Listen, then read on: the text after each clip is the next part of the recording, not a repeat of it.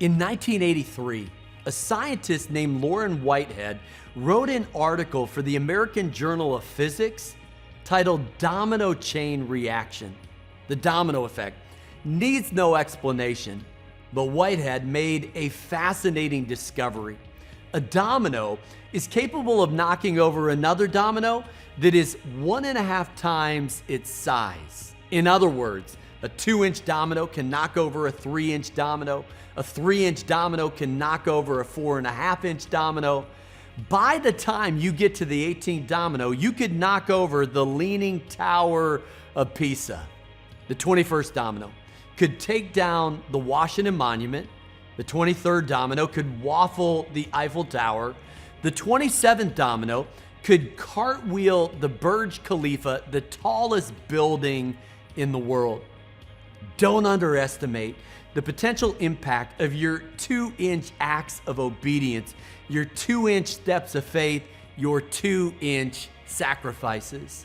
We overestimate what we can do in a year or two, but we underestimate what God can do in 10 or 20.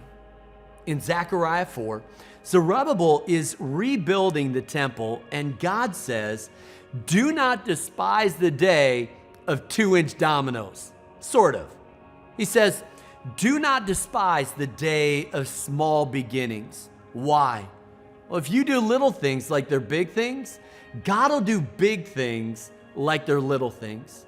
When we hit our knees in prayer, God does the heavy lifting. When we obey the promptings of the Holy Spirit, God sets up those divine appointments. Then it says this, "For the Lord rejoices to see the work begin, to see the plumb line in Zerubbabel's hand."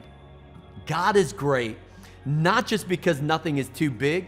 God is great because nothing is too small. He rejoices to see the plumb line in Zerubbabel's hand. Now, plumb line was an ancient architectural device. They haven't even started building. They haven't even broken ground. And God is already rejoicing. You don't have to do big things for God.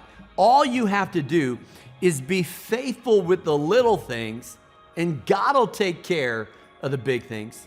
Don't despise the day of 2-inch dominoes.